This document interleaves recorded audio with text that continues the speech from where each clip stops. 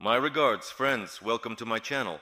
I am Alexander Musienko, and today, on Sunday, May 11th, I am bringing you my briefing highlighting the events that I consider relevant, important, and worthy of your esteemed attention. Well, there is certainly a lot to talk about, and of course, first and foremost, it is the topic of the ongoing negotiations, the negotiation process that is continuing, or at least attempting to continue. And I want to remind you that, in principle, this is not news to me, and it is obvious that achieving quick breakthrough decisions is impossible, considering the level of conflict, the degree of aggression and hatred from the Russian military and political leadership, and not only from them, but also the aggression that has been cultivated and fostered by Russian propagandists within their society there, in Russia. To say that all of this can be stopped very easily and immediately, Nipash, of course not. We shouldn't be naive, and I never was. Therefore, it is clear that this negotiation process, which is currently ongoing at this stage and which began practically at the start of March, in other words, negotiations have already been going on for a third month now and could last at least as long again, will likely reach some kind of decision, probably by the fall of this year, as was anticipated, as I mentioned earlier, when making corresponding forecasts for 2025. Because to expect that the process will move very quickly and rapidly is simply incorrect, and we can see that in fact now the American president, Donald Trump, has also come to realize this, and he is increasingly saying that he was mistaken when he thought, well, he doesn't say directly that he was mistaken. That's not Trump's style. Trump never makes mistakes, as we know. At least he would never admit it. But let's say the hints that things are not happening as quickly as he would like and as they could, that's a fact.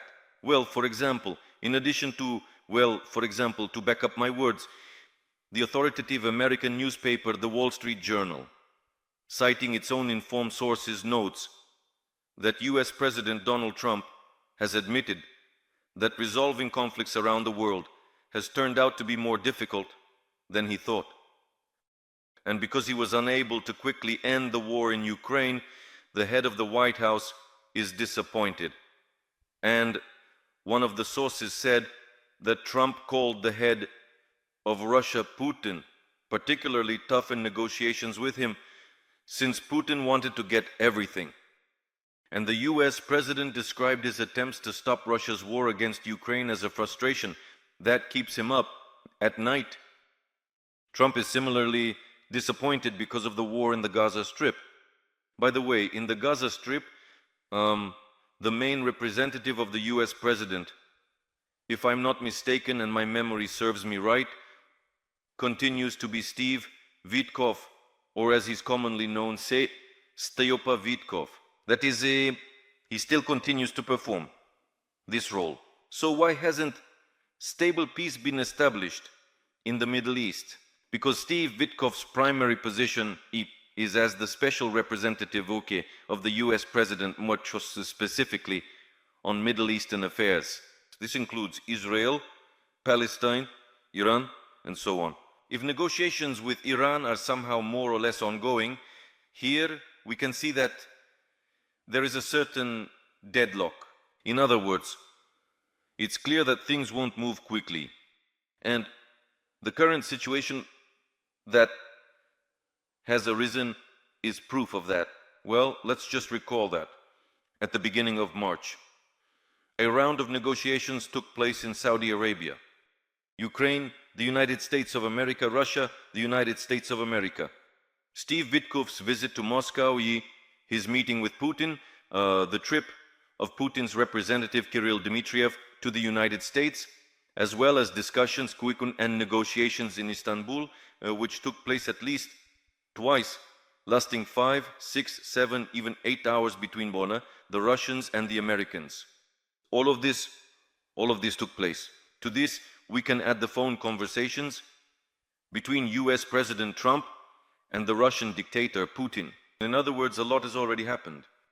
And on the Ukrainian side, there was the work of U.S. Special Representative Keith Kellogg with Secretary of State Marco Rubio, ongoing communication from the Ukrainian side with the Americans, plus the Europeans, and the Coalition of the Willing. And now the Coalition of the Willing is gathering in Kyiv. Historically, of course, and it is very important, the more such visits there are from leading European countries and their leaders, the better. They do not end without results. We can see that Germany is ready to continue supplying weapons to Ukraine, as are Britain and France. In other words, there is support.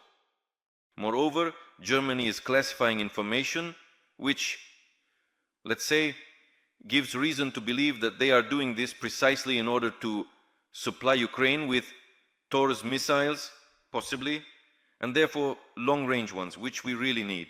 So I think the process is ongoing. That's why such support from European leaders is important.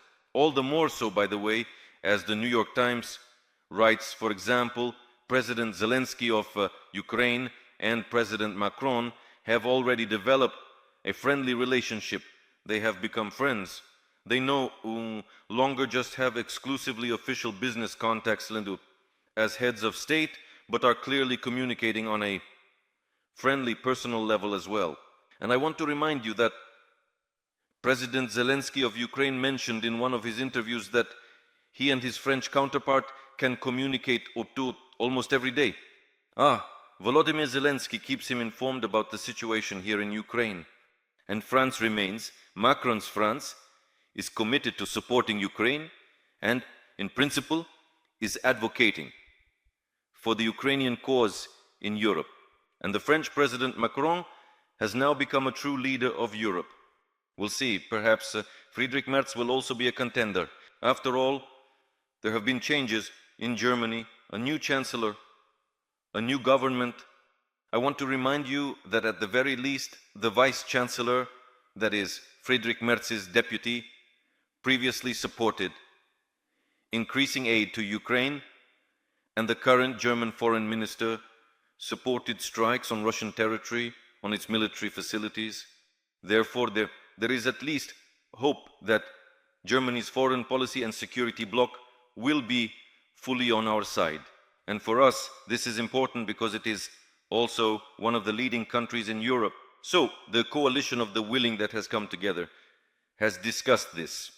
The President of Ukraine, the Supreme Commander-in-Chief of the Armed Forces of Ukraine, Volodymyr Zelensky, published a statement following this meeting in which it was noted, among other things, that they agreed on the need to discuss a ceasefire, further support for Ukraine, and a military contingent as an element and guarantor of security for our country in the future. And then, well, Putin, around whom Peskov, his mouthpiece, his press secretary, created some intrigue. Russian propagandists started spreading information in public forums and on social media, saying that supposedly Putin was about to make an address, or maybe it would be a press conference, during which Putin would say something so significant that, well, I don't know, it was supposed to make everyone tense up. But Putin was in no hurry to appear before the media, despite the late hour. Well, it's typical of him to be late, to emphasize his own importance, to belittle those around him in this way, including heads of state, and so on. This is already part of his historical tradition. And so everyone was waiting because Putin was holding an extremely important meeting, strategic for Russia, with the president of the unrecognized Abkhazia and with all of Abkhazia still unrecognized, discussing how to do direct tourist flows from Russia there. Well, as long as flights to at least Turkey aren't banned, it's unlikely anyone will go there, except maybe those who are under sanctions and can't travel anywhere else. It's difficult for them to do so. Well, after all, Roman Abramovich was once spotted in Gelendzhik. And in fact, when journalists ran up to him with a camera, he wasn't exactly cheerful, as he commented and said, "Well, yes, we're vacationing here." That's because in his dreams and thoughts, he was still somewhere on the French Riviera, or at least the Mediterranean, and not here. That's why Putin eventually came out to the journalists and said that supposedly Russia had repeatedly offered negotiations, had proposed a ceasefire, but Ukraine rejected it, and so on and so forth. And now, Russia is rejecting the idea of starting a 30-day ceasefire from May 12th, as was proposed by European countries, Ukraine and the United States of America. And as they had agreed during the course of discussions, this was ultimately decided. This happened the day before and earlier. I have already mentioned the history of the negotiations, which have been ongoing, well, at this stage, under Donald Trump for at least 3 months on this issue. And now, in fact, the date of May 12th was set. Putin is rejecting this idea. Thus, he is essentially demonstrating that for him, the appeals of European countries and the United States of America have no significance and, in fact, have no leverage over him today. Once again, the Russian dictator is slapping the West in the face, essentially saying, look, once again, your ideas are irrelevant to me. I don't want to support this and I reject it.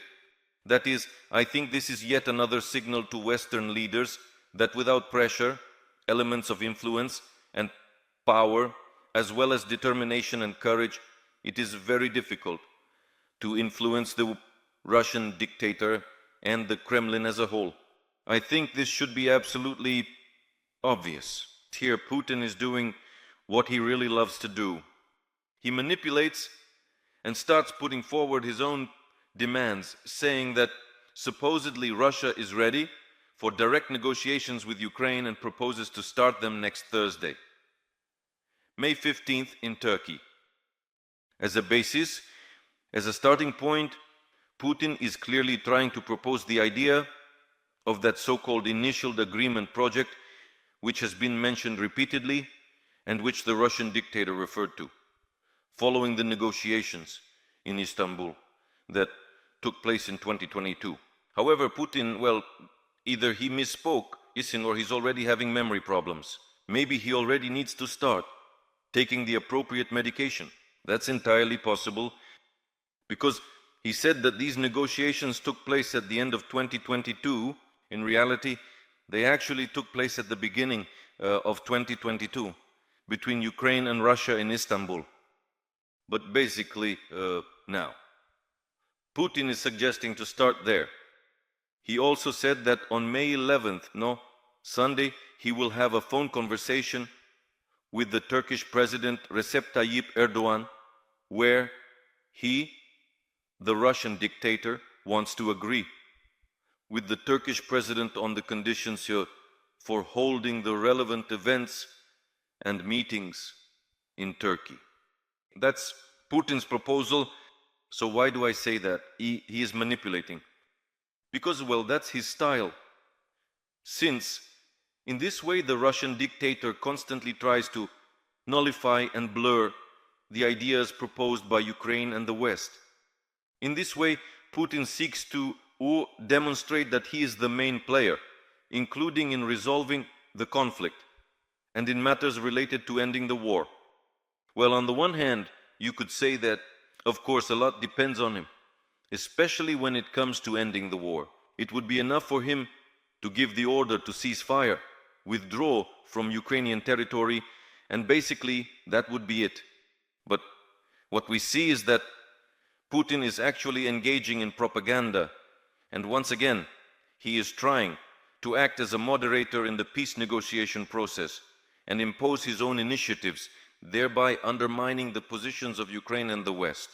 He wants to show that he is above all this, that he sets the pace, that he moderates, that he is the generator of ideas and proposals about how the negotiation process should proceed.